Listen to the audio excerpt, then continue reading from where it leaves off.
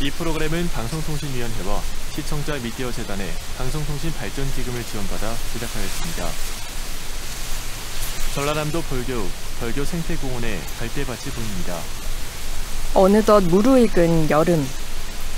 머리 위에 햇살은 따갑지만 이마를 스쳐가듯 불어오는 상쾌한 바람 한 줄기가 마음을 식혀주는 계절.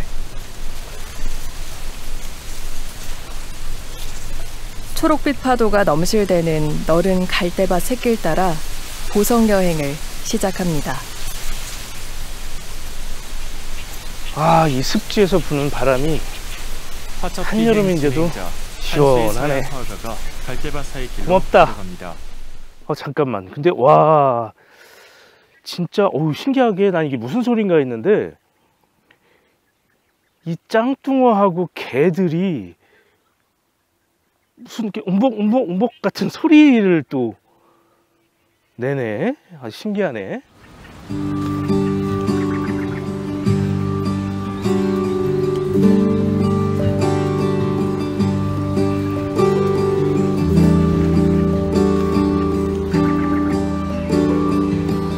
가만히 귀를 기울이면 들려오는 여름 갯벌의 노랫소리. 그 나지막한 소리 따라 아래로 눈을 돌리면 춤추듯 꿈틀대는 생명들의 신비한 모습을 만나게 됩니다.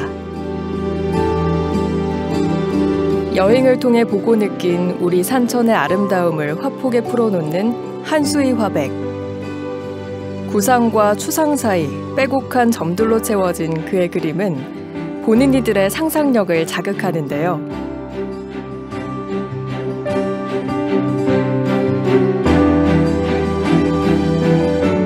초록빛으로 물든 보성에서 어떤 풍경이 마주하고 있을지 설레는 발길을 옮겨봅니다. 마음도 시원하고 좋네.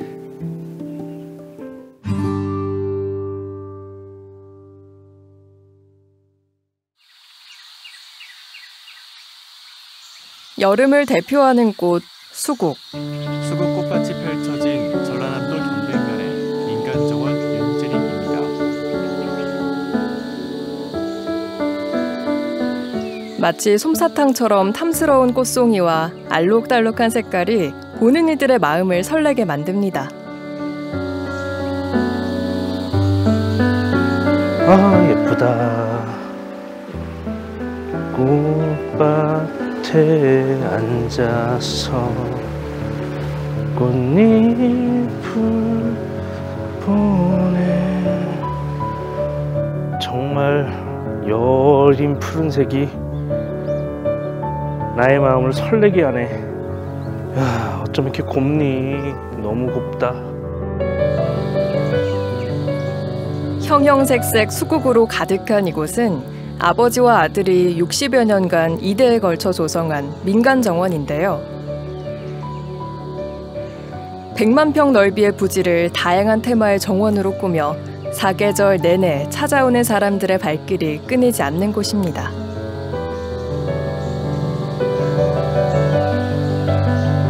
와, 수국이 정말 말 그대로 지천에 핀 것 같은데, 회장님, 이 색이 좀 달라요? 이 색이 다른 이유가 뭘까요?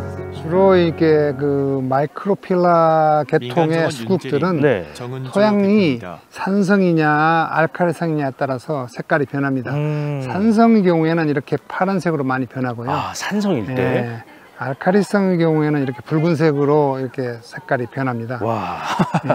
반면에 이제 여기 오른쪽에 있는 이 아나벨 계통의 수국들은 이것은 그 토양하고 관계없이 본연의 색깔을 내는 수국입니다. 근데 말씀하시는 모습이 내 아이를 이렇게 이야기하는 것 같은 소중함이 막 느껴집니다. 사실이 그렇습니다. 뭐 이건 정말 여기 보면 알겠지만 손님들이 이렇게 사진 찍느라고 이렇게 꺾이고 이러면요, 정말 저 자식이 닫혀 있는 그 기분, 아이고, 마음이 좀 찢어지죠.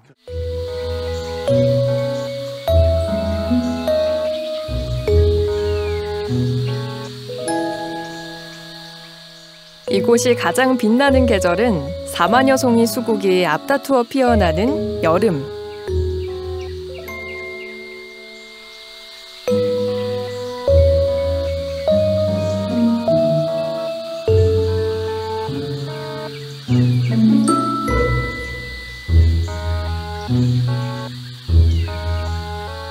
알록달록 대지를 물들인 수국길 따라 걷다 보면 마치 동화 속 세계로 걸어 들어가는 듯 신비로운 기분마저 느껴지는데요. 그 아름다운 풍경을 두 눈에 담기 위해 여름 내내 문전성시를 이루는 사람들. 남녀노소 가리지 않고 아름다운 수국에 둘러싸여 추억의 사진을 남기느라 분주한 시간을 보냅니다. 자연주의 수국밭이라는 거죠. 그러니까 그냥 야생화처럼 심어놓은 그 자연의 아름다움을 최대한 살려서 자연이 더 아름답게 보여주기 위해서 꾸미는 역할을 하는 게 정원이지, 정원을 중심으로 한 그런 정원은 아니라고 생각을 했기 때문에 이제 그 점에 대해서 저는 철학이 있어요. 그쪽으로는 완전히. 정원에 대한 뚜렷한 철학을 가지고 있는 정원지기는 오늘도 바쁜 손길을 재촉합니다.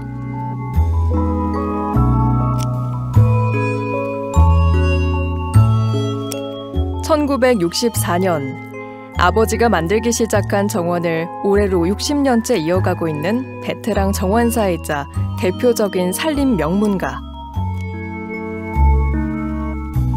꽃이 지금 묻혀 있잖아요. 이게 지금 당연지, 그러니까 올해 나오는 이 잎에서는 꽃이 안 피거든요. 근데 여기에 얘들이 워낙 새가 좋으니까 이게 키가 커버리는 게, 그러면은 기존에 있는 꽃들이 좀 묻혀 있어요, 이게. 그래서 이걸 올해 잘라주면은 내년에 이제 그쪽에서 꽃이 피고, 이건 또 내년에 또 당연지로 또 올라오고, 이제 그렇게 되는데, 이렇게 뭐 힘들고 아침부터 와서 물 주고 굉장히 피곤하고 하지만, 그 관람객이 나가면서 정말 아름다워요. 정말 이렇게 어떻게 이렇게 하셨습니까? 라고 위안을 주었을 때 그냥 마음이 확 풀리죠. 그때 난 전화해요, 와이프한테. 방금 나가는 손님이 이렇게 이야기를 하시는데 거기에 그냥 또 내가 최면당하네. 이 힘드는데 그 말 한마디에 내 또 일하네. 그런 식이죠. 뭐 그 한마디가 그렇게 위안이 되죠. 다양한 테마의 정원을 한자리에서 사시사철 다양하게 만나볼 수 있는 이곳.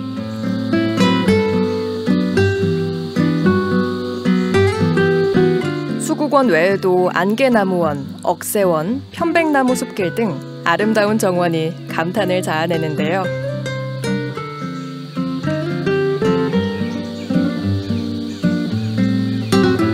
화려한 수국길을 지나 잔잔한 바람에 흔들리는 억새들로 가득한 또 다른 정원에 들어섰습니다. 이야, 여기는 또 완전히 새로운 느낌의 정원입니다. 네. 자연 그대로의 모습도 있는데 참 아름답네요, 회장님. 그렇습니다. 네.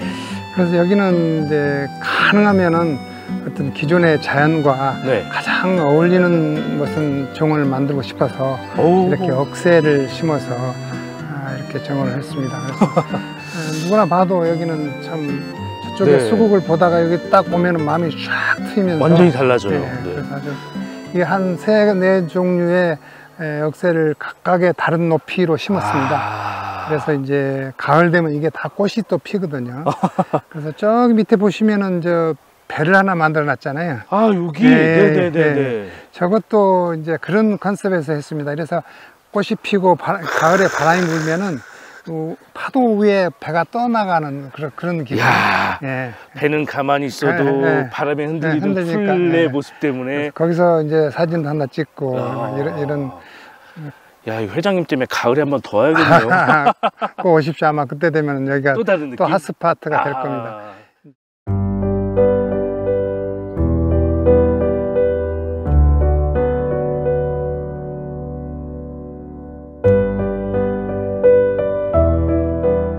다양한 억새가 저마다의 모습으로 자연스레 어울려 자라나는 억새정원. 관람객도 바람에 몸을 맡긴 억새처럼 저마다의 여유를 만끽해 봅니다.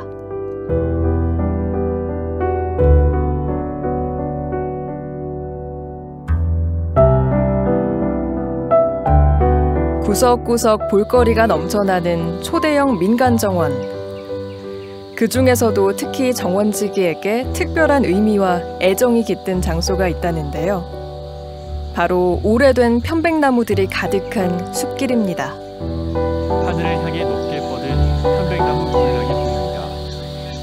이곳은 제가 윤재림 중에서는 가장 소개해드리고 싶은, 제가 가장 아끼는 장소입니다. 아, 그래요? 예. 이유가 있다면? 이건 사실은 저희 선친께서 네. 한 55년 전, 그러니까 1969년에 많은 묘목들을 갖다가 심었던 나무입니다. 근데 예. 그 당시만 해도 이 길이 없어서 전부 이렇게 그 시골에 그 농로를 가는 그 니아가 있잖아요. 네. 그 내지는 그 지게로 야. 지어다가 이것을 다 심어서 이 정도. 근데 그때 아무래도 미래의 어떤 그 유산으로서, 네. 산림 유산으로서의 필요성, 오. 가치, 이런 것을 미리 생각하셨던 것 같아요. 아니, 무슨 그러니까, 돈이 된다고 이런 여기다가 산에다가 길도 없는 산에 지고 이고 해서 여기까지 나무를 심으셨겠습니까? 정원지기의 아버지이자 스승, 정상환 씨가 일생을 바쳐 일궈낸 숲.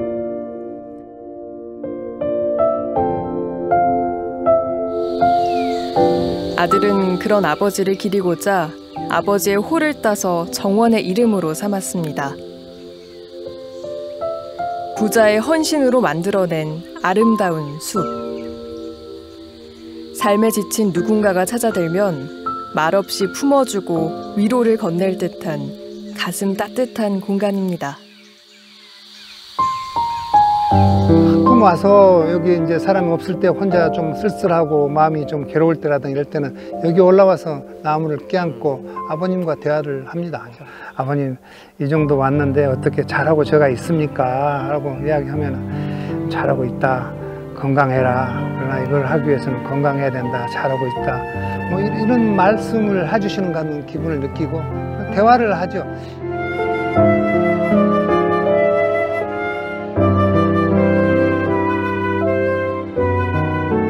나무가 이렇게 자란 만큼 회장님께서 아버님을 이해하는 폭과 해석하는 것도 많이 달라졌겠어요.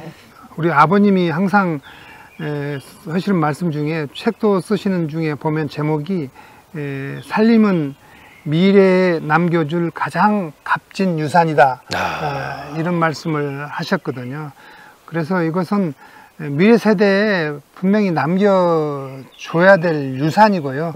그래서 저는 어떻게 해서든지 이 유산을 산림 유산으로서 남겨서 우리 국민들의 건강, 또 삶의 질, 뭐 이런 쪽에 좀 기여할 수 있는 지속 가능한 비즈니스를 만든 다음에 네. 이게 사회에 환원할 수 있는 방법이 뭔가, 그래서 좀 지역사회와 같이, 또는 우리 여기 정말 이런 그 힐링의 공간을 필요한 분들한테 와서 어느 때고 즐길 수 있는 그런 공간을 만들어 놓는 게 저의 꿈입니다.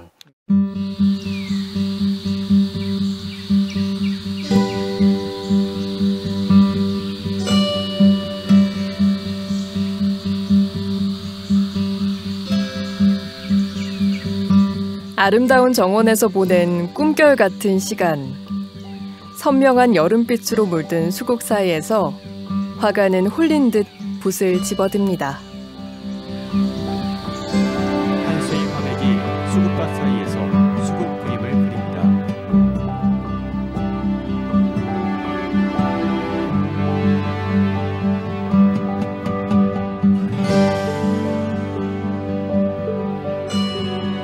순식간에 화사한 색으로 채워지는 캔버스.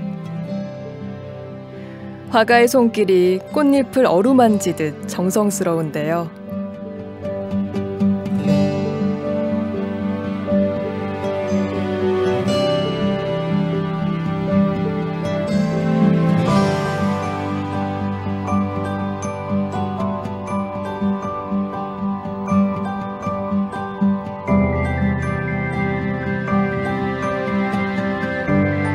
어느새 화폭에는 알록달록 꽃물이 들고 점을 찍는 손끝에는 힘이 들어갑니다.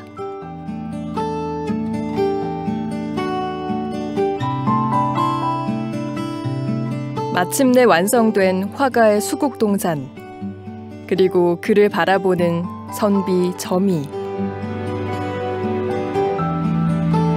꽃잎을 타고 둥둥 떠오른 선비의 모습이 유유자적. 여름 한낮에 여유를 느끼게 합니다. 수국을 바라보고 있으니까 뜨거운 여름날 여름 땅 위에 보석처럼 피어오르는 수국을 제가 발견을 했어요. 그래서 작품 속에도 뜨거운 여름 땅 위에 피어나는 보석의 느낌을 작은 선비가 수국을 바라보듯이 이곳에서 수국을 보는 많은 사람들의 마음도 제 작품처럼 똑같이 여겨지리라 이런 생각이 듭니다.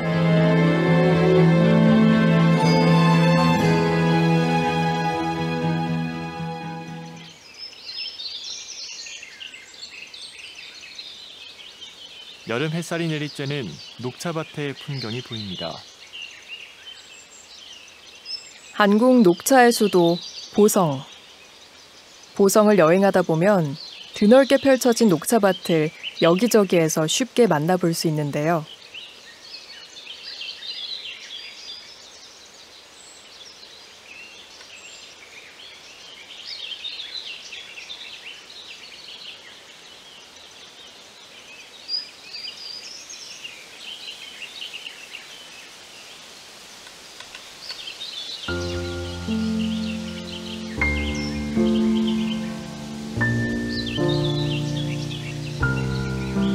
국내 최대의 녹차 생산지답게 방대한 규모를 자랑합니다.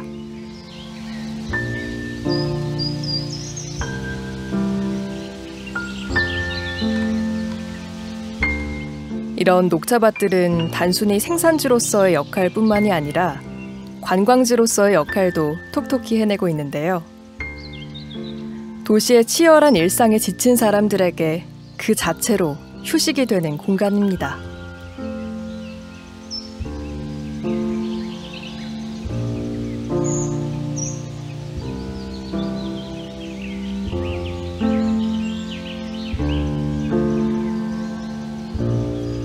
굽이굽이 녹차밭 사이 무르익어가는 여름.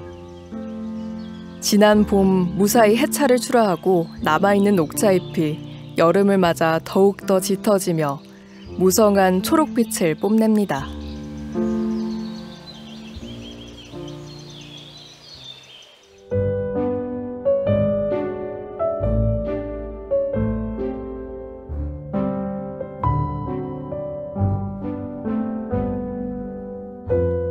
푸르른 논으로 둘러싸인 도방 풍경이 보입니다. 보성읍 노산마을에 위치한 이곳은 차와 때려야 뗄 수 없는 단짝, 닭이를 만드는 공방인데요. 도예가 부부 홍성일, 이혜진 씨가 꾸려나가는 작업실이자 다실, 그리고 삶의 터전입니다.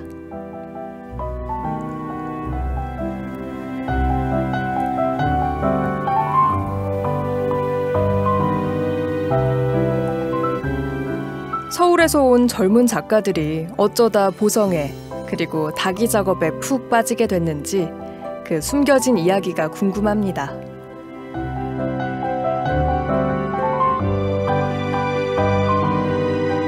보성에 우리나라 옹기 중요 무형문화재 96호로 지정되어 있는 공장이 있었어요. 이제 거기에 옹기를 배우려고 내려온 게 보성에 처음 오게 된 계기죠. 옹기를 배우는 와중에 녹차 생산지가 보성이라는 걸 알게 되고, 그래서 차에 관심을 갖게 되고, 내가 만든 차도구에다가 차를 마셔야 되겠다라고 마음 먹었을 때부터 차도구를 만들기 시작했을 때의 느낌은 약간 만드는 사람 입장에서 승부욕 같은 게 있었어요. 처음에 딱 부를 때서 나왔는데 몸통의 수축률하고 뚜껑의 수축률을 못 맞춰서 몸통에 버티고 있어야 되는 뚜껑이, 걸쳐져 있어야 되는 뚜껑이 안으로 쏙 빠졌어요. 그럴 때 오는 박탈감, 나 도자기 할 줄 안다고 생각했는데 이 정도도 못하나?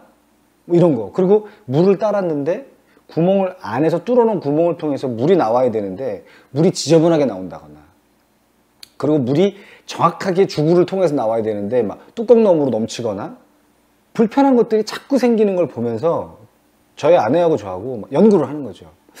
물때의 높이는 어때야 되는 거 아니야? 아니야. 이건 이렇게 되는 게 맞는 것 같아. 아니야. 이건 이 흙에선 안 되는 것 같아. 그럼 이렇게 해볼까? 저렇게 해볼까? 그리고 왜 다른 주전자들보다 내가 만든 주전자는 들었는데 무겁지? 아, 무게는 두께는 비슷한 것 같은데? 뭐 이런 거. 아, 내가 이거밖에 안 되는 거야. 사람을 되게 겸손하게 만들고요. 아, 처음부터 다시. 내가 아는 건 없어. 그러면 처음부터 다시 시작해야 돼. 이렇게 시작하게 된 거죠. 그게 벌써 한 20년 된 거죠. 도자기를 향한 뜨거운 열정. 그 열정은 청년도회가 두 사람을 보성으로 이끌었고 부부의 연을 맺어주었으며 닭이에 푹 빠지도록 만들었습니다. 남편과 아내가 서로 닮은 듯 다른 닭이를 빚고 만들어내는 다양 깊은 도방. 동료이자 부부로서 오랜 시간 함께해온 두 사람의 닭이는 수많은 이야기가 다양처럼 깊게 배어 있습니다. 저는 약간 곡선형의 마감이 주로 되는 작업들을 한다면 저희 아내는 흙이 다 굳고 난 다음에 그게 불에 들어가기 직전에 말라있는 상태에서 카빙을 하거나 아니면 조각을 해가지고 그게 원형이 됐든 비정형이 됐든 정형이 됐든 약간 직선에 가까운 엣지가 있는 스타일의 작업들을 많이 하는 편이죠. 성격이 꼼꼼할수록 한 과정 한 과정이 내가 요구하는 대로 다 그게 이루어지는 과정 그대로를 다 하려는 태도를 보이는 경우가 많고, 저처럼 흙이 가진 물성을 그대로 있는 그대로 야, 흙 네 마음대로 한번 움직여봐. 그러면 나는 그대로 그냥 표현할게 라고 해서 접근하는 쪽이 있어요. 근데 저는 약간 그렇게 따지면 이래도 좋고 저래도 좋은 쪽이라면, 저희 아내는 약속 시간이 딱 정해졌으면 그 시간까지 가야 돼 뭐 이런 식으로 딱 정해진 것들을 좋아하는 편이라서 그게 작품에서 그대로 드러나죠. 홍선일, 이혜진 도예가 부부의 작품 이미지가 차례로 나옵니다. 상반된 개성을 지닌 두 도예가의 손끝에서 남다르고 독특하게 태어나는 닭이들.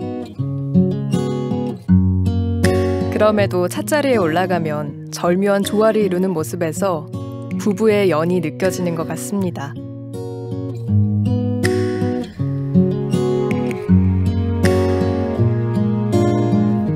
구석구석 부부의 손길이 묻어있는 도방.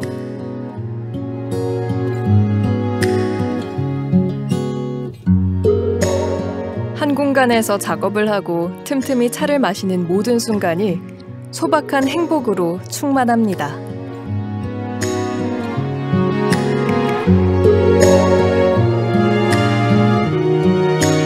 도시에서 오시고자 하시는 분들한테는 먼 거리잖아요. 그래서 여기까지 오셔가지고 차 한 잔도 제대로 못 마시고 가시게 만든다는 게, 야, 이건 좀 어찌 보면 예의가 아니지 않나 싶은 생각을 해서 아내하고 상의를 해가지고 전체 리뉴얼을 해서 차도 충분히 시간을 들여서 마실 수 있고, 또 작품도 충분히 시간을 가지고 감상하실 수 있고, 또 대화도 오랫동안 나눌 수 있고 편안하게 그런 공간으로 만들어진 것 같아서 좀 힘든 과정이긴 했지만 잘한 것 같아요.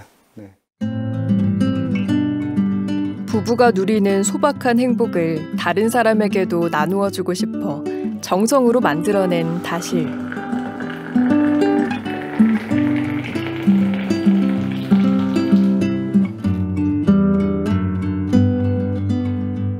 작업실 한켠에 자리한 다실은 손님이 없을 때면 부부의 휴식 공간이 되는데요.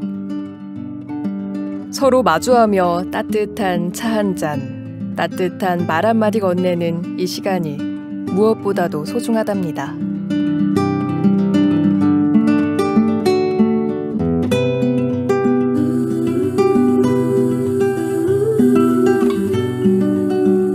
차라는 게 저희한테 주는 의미라고 한다면 자연 속에서 살 수 있는 혜택인 것 같아요. 그러니까 그전에는 사실 몰랐거든요. 근데 자연이 주는 혜택이라는 게 인간한테 얼마나 소중한지 이런 것들을 간접적으로 아는 거와, 내가 진짜 봄부터 겨울까지를 반복적으로 10년 넘게 계속 경험하면서 계절이 변하는 거, 그 계절이 변하는 그 안에 일어나는 모든 자연적인 요소들이 내 눈앞에서 펼쳐지는 것들을 실제로 보고 느끼고 그게 저희한테 굉장히 사는 사람들한테 도움을 준다는 것을 느끼고 나면 이런 전원생활이나 자연생활을 버릴 수 없게 만드는 하나의 큰 의미인 것 같아요. 내가 살고 있는 이 공간 안에서 내가 표현할 수 있는 것들을 자연의 소재를 얻어서 계속 표현할 수 있게끔 해줄 것 같아요. 이런 저런 시류의 영향을 받지 않고. 그러면 어느 일정 시간이 지나면 이 시대에 만들었던 제가 만든 작품이 이 시대를 반영하는 게 되지 않겠어요?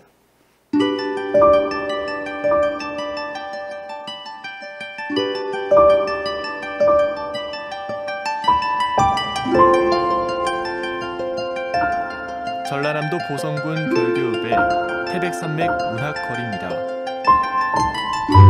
흡사 영화를 찍기 위해 만든 세트처럼 역사가 느껴지는 건물들이 즐비한 이곳은 태백산맥 문학거리인데요.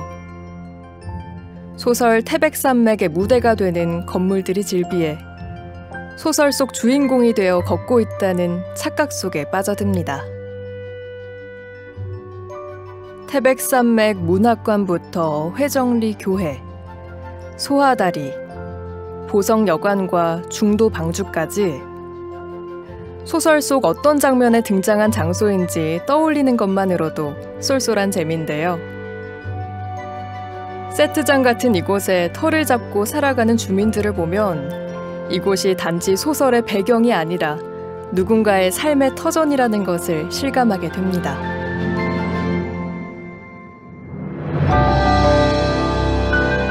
영화의 세트장 같아 얘들아. 키가 다 작은 건물에 약간 일본식 느낌도 나고.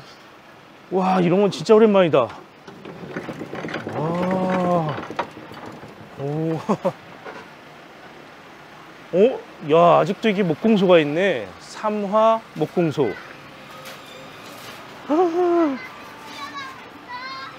오, 도마.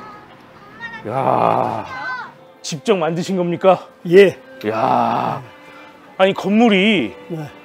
좋기 한 근백년 돼 보이는데 86세 됐네. 86세. 예. 그 오랜 세월 동안 일하셨으면 이 거리의 느낌도 세월 따라 많이 변했겠죠? 많이 바뀌었죠. 우리 어렸을 때하고. 어렸을 때는 그죠? 그때는 아직 개발이 되기 전이니까 흙으로 된 도로잖아요. 깨끗한 시절이라 비가 많이 오면 여러 데가 막 미꾸라지가 돌아다니고. 오, 진짜. 그렇지. 예전에는 이런 도로를 다 신장로라고 해가지고. 그렇지, 신장로. 야, 그럼 이 거리가 태백산맥하고도 연결이 돼 있는 거죠? 이거 태백산맥의 주 무대입니다. 작품의 주 무대. 예. 심지어 뭐 사령관이 여기도 활보고 여관도 가고. 여관도 가고. 임만수 또 토벌대장이 네. 또 권력으로 또 보성여관에 가서 무전 착취하고 한 그랬어. 이곳에 사는 주민으로서 태백산맥은 그럼 가슴속에 어떤 역할을 하고 있습니까? 작품이 나오기 전에는 태백산맥은 뭔가 하여튼 읽어보니까 이거 우리 어려서 그냥 다녔던 데가 다 생생하게 묘사가 돼갖고 나오잖아. 얼마나 저거 이제 잠도 안 자고 다 잠도 안 자고 그냥 6번 읽었어.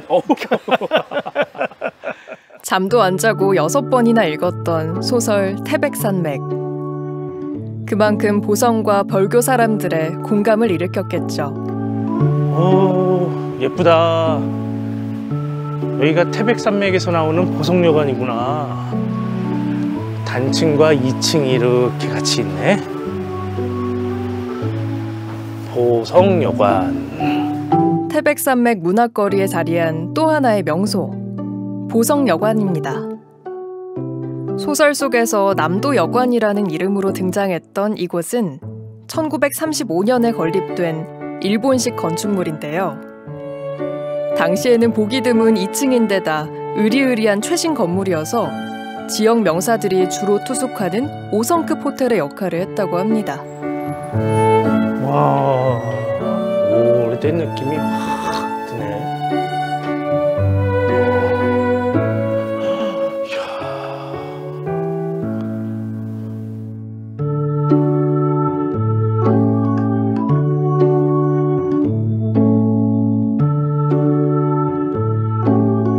손때 묻은 세월의 흔적이 고스란히 남아있는 보성여관.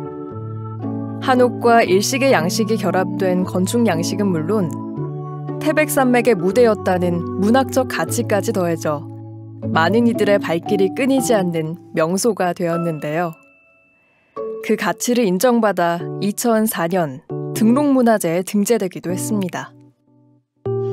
여관을 이렇게 둘러보니까 오랜 좀 역사적 흔적이 좀 느껴집니다. 네, 얘가 1935년도에 주제가지고 약 90년 됐습니다. 현재까지. 그때 당시는 5성급 호텔, 지금으로 봐서는 5성급 호텔. 아, 이게 5성급 호텔이라고요? 그렇죠. 그때 당시에는 다 주위가 처갓집이고 다 저층인데 네. 이것만 메모드로 2층으로 지어진다고 해서 그때는 엄청나 큰 건물이죠. 와, 아무나 못 들어왔겠네요. 그렇죠. 시골서는.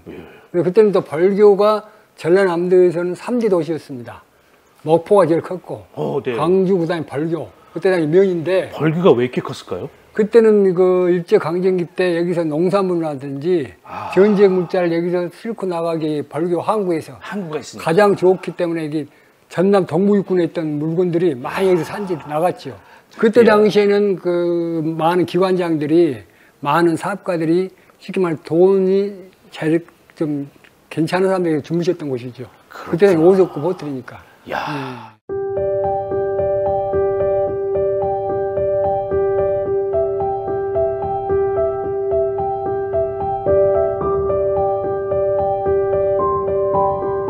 일제강점기 수탈의 기지였던 보성 벌교읍. 옛날 벌교의 모습을 짐작할 수 있는 전시품이 보입니다. 광복과 민족 분단, 그리고 6.25 전쟁에 이르기까지 민족사의 대격동기를 배경으로 한 소설 태백산맥.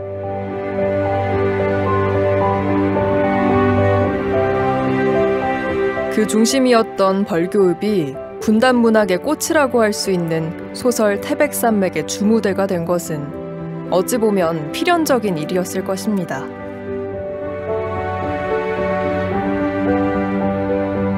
쓰라린 눈물의 세월을 지나면서도 무너지지 않고 여전히 굳건하게 자리하고 있는 보성여관.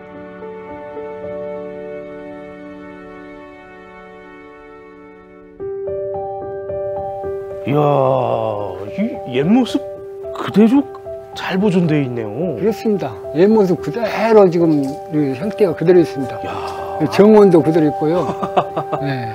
100년이 다 돼갑니다만은 그대로 원형이 그대로 좀 보존되어 있습니다. 야, 이 창틀부터 하니까 진짜 옛 모습이 다 느껴지고 여기는 창호지, 창호 문틀까지 다 있고. 오래되었지만 반질반질 윤기 머금은 마루. 가지런히 놓인 주인 없는 고무신에서도 이곳을 지키기 위해 노력했던 사람들의 땀방울이 고스란히 느껴지는 것 같습니다.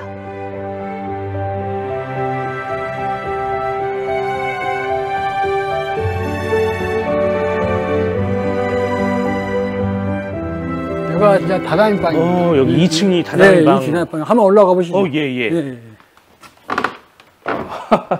옛날 소리가 나네요. 네, 옛날 그대로 들어나요.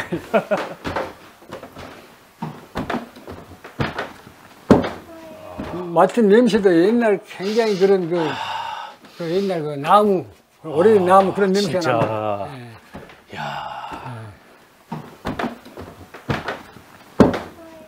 네. 이 진짜 다다임방 그대로. 네, 여기 다다임방 그대로 되죠. 네, 옛날 일본식 다다임방 그대로, 원형 그대로입니다. 야, 진짜 이게 그 안에 이렇게 볏짚 같은 것도 들어있고. 그렇지.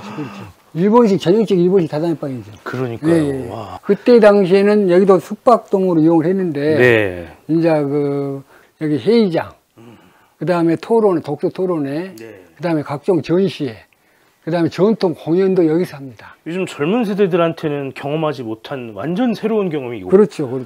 어른들에게는 과거를 추억하는. 그렇죠. 이게 가족 단위가 많이 옵니다. 가족이 많이 오는군요.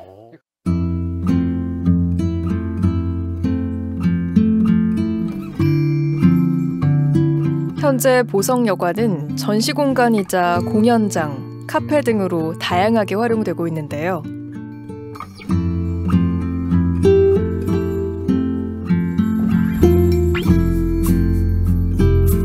그 중에서도 가장 특별한 점은 실제 숙박이 가능한 여관으로 사용되고 있다는 사실입니다. 여관에 왔으니까 여관방 한번 봐야지. 아유, 좋다. 와, 진짜 숙박이 가능한 곳이구나. 야, 이불 어디 한번, 한옥에 한번 누워볼까? 아이고, 시원하다. 아이고, 한숨 자고 가야겠네.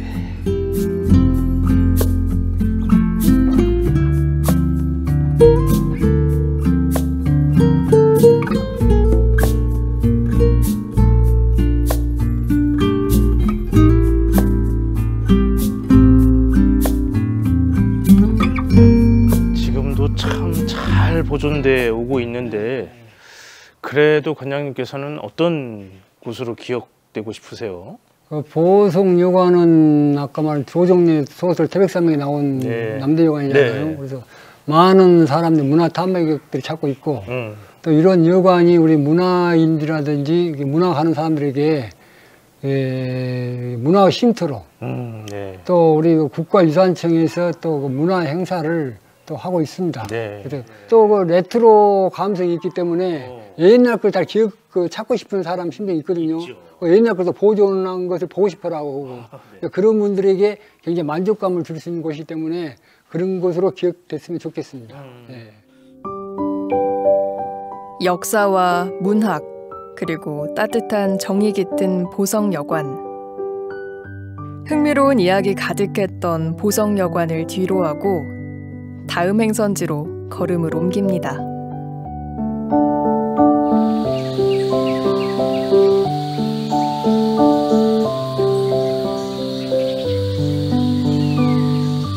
여름 들꽃이 어디선가 불어온 산들바람에 흔들립니다.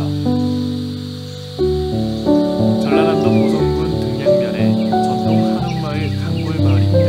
무르익은 초록빛을 쫓아 다다른 강골마을. 보성군 등량면에 위치한 전통 한옥마을인데요.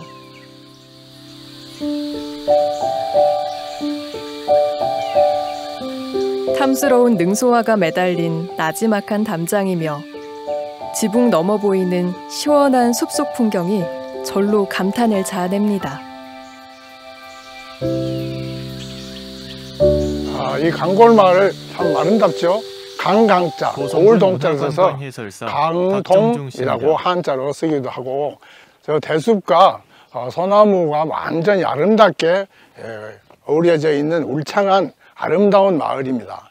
원래는 여기가 바닷물이 여기까지 왔던 어촌 마을입니다. 그런데 저기 등량만 방조제가 만들어지면서 농촌 마을로 변했고, 우리나라에 많은 한옥 마을이 있지만 이것처럼 자연이 그대로 고스란히 보존되고 간직된 곳은 이 보성군 등량면에 있는 강골마을 밖에 없다는 것입니다.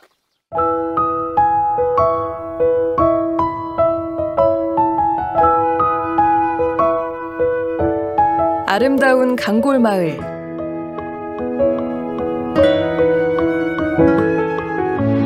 광주이씨 집성촌이자 등량마을이라고도 불리는 강골마을은 오봉산, 등량만 등과 인접해 있어 천혜의 환경을 자랑하는데요.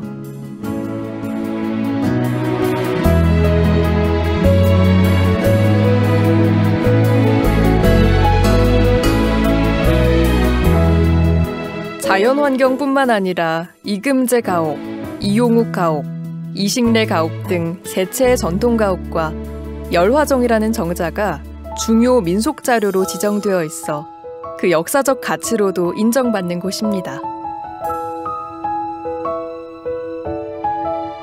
흙과 돌을 그대로, 자연스를 그대로 갖다가 여기 사고자 쌓아서 만든 돌담이며, 또 돌담 위에도 탱자나무, 또 대숲나무, 또 상록수인 사철나무 등등 생울타리로 만들어진 아름다운 자연 그대로를 전통 방식을 이용해서 만들어 놓은 우리 선조들의 지혜를 엿볼 수 있는 그런 담장이 되겠습니다.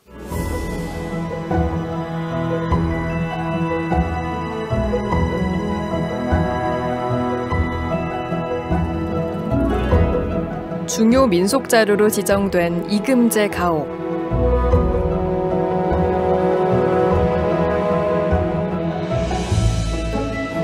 20세기 초 지어진 가옥으로 100년 넘는 세월이 고즈넉하게 쌓이고 자신만의 아름다움이 정갈한 곳인데요.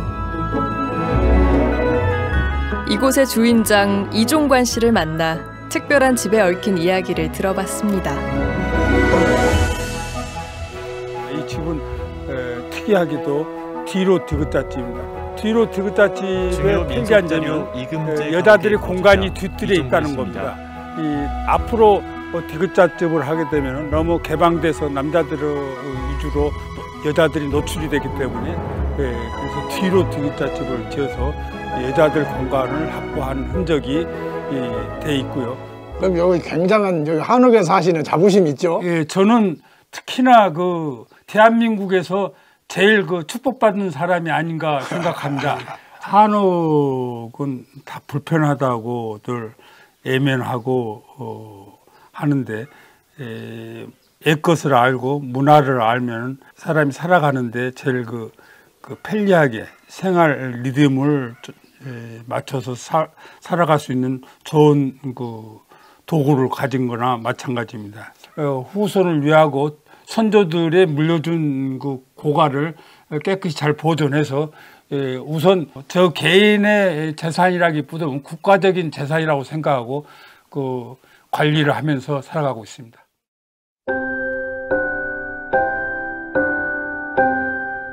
오래된 집에 사는 불편함쯤은 기꺼이 감수하고 소중한 유산을 지킨다는 자부심으로 굳건하게 지켜온 세월. 그런 사람들의 단단한 마음이 구석구석 서려 지금껏 강골마을을 유지해온 것인지도 모르겠습니다.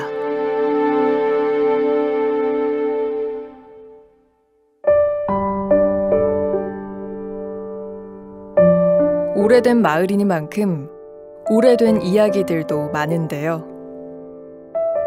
그 옛날 소통의 장소로 발걸음합니다. 여기는 우리 동네의 자랑인 소리샘입니다.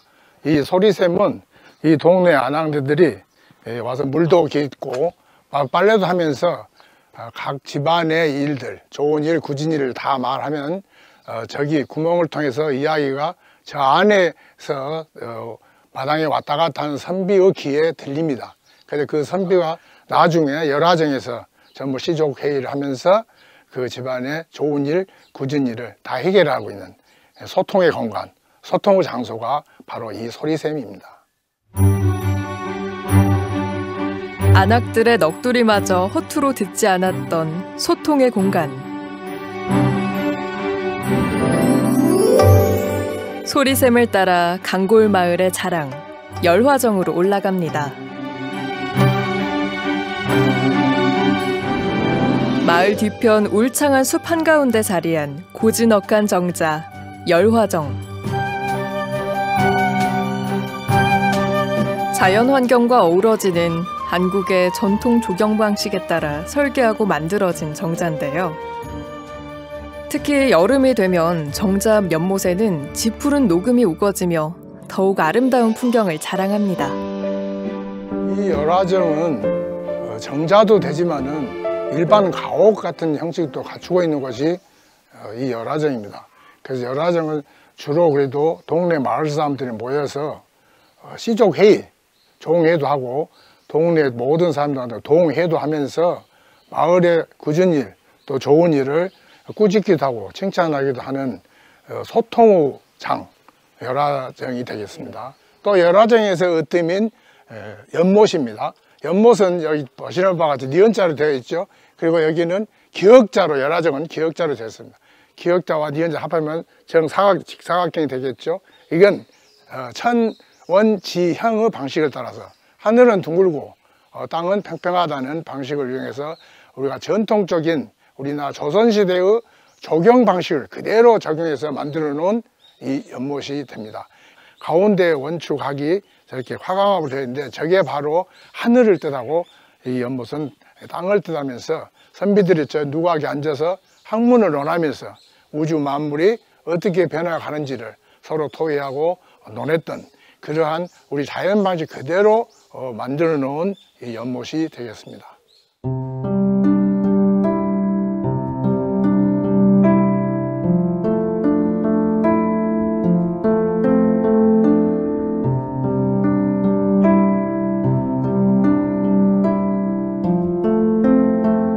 천원 지방의 정신에 따라 설계된 열화정의 연못.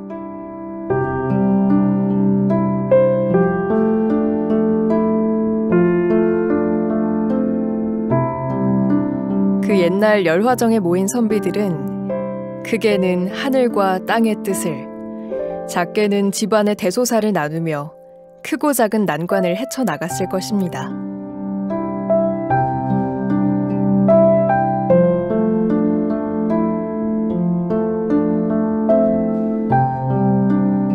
박정중 해설사가 열화정 툇마루에 걸터 앉아 쉬고 있습니다. 야, 여기가 좋네. 옛날에 저기 바다가 보이고 오봉산이 보이니 여기서 학문을 논하면서 친척들과 정을 나누고 이야기를 했더니 어찌 기쁘지 않겠는가. 아따 좋네. 조상들의 미감과 지혜가 서려 있는 열화정. 무더운 여름날 마음까지 시원해지는 초록빛 풍경을 바라보며 잠시 쉬어갈 수 있는 휴식의 공간이기도 합니다.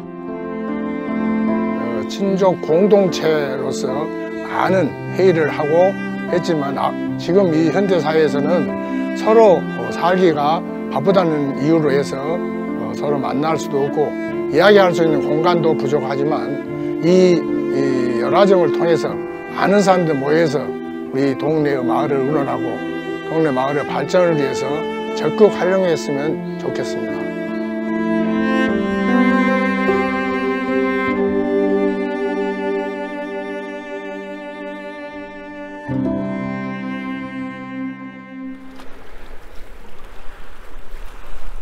피서객이 몰려들기 전 아직은 고요한 보성의 바닷가. 평화로운 바닷가의 오후를 물새들만이 마음껏 즐기고 있습니다. 전라남도 보성군 회천면의 바다가 시원하게 펼쳐져 있습니다.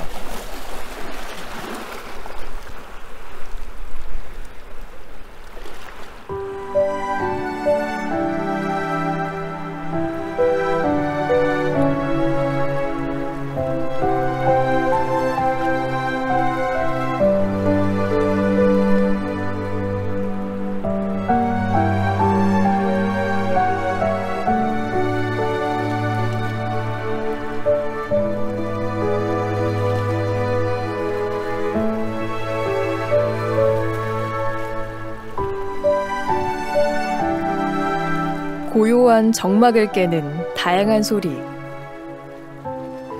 이 바다에 깃들어 살아가는 수많은 생명들의 소리입니다. 크고 작은 생명들을 아낌없이 품어주는 보성의 넉넉한 바다.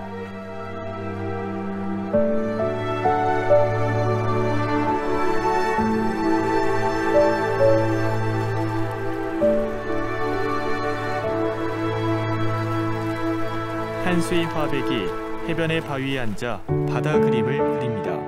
화가는 어머니의 품에 안긴 듯 편안한 마음으로 여름바다를 그려봅니다.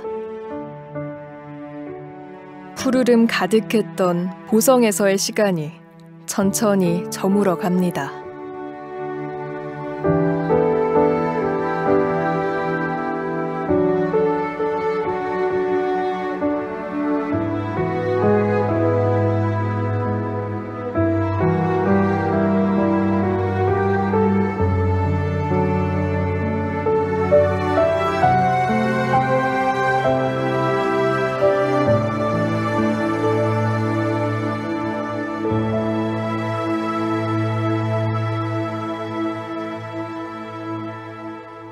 여름 한자락에 초록의 도시 보성에 여행을 곳곳이 다녀봤는데 여름의 꽃선물, 그 다음에 사람들의 이야기, 그리고 보성의 따뜻한 마음들을 제가 느낄 수 있었는데 역시 이 그림처럼 남해 바다를 품고 있는 이 보성이야말로 정말 어머니의 품 같은 넉넉함이 살아있는 곳이 아닌가라는 생각이 들었습니다.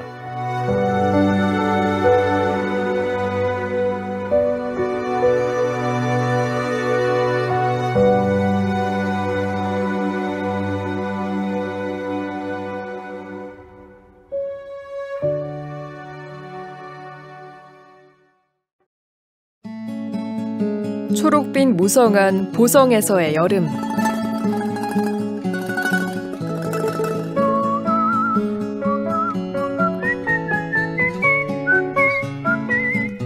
생명력 넘치는 자연과 소중한 문화유산이 가득한 곳. 그 소중한 추억을 가슴속에 간직하게 한 이곳은 전라남도 보성입니다.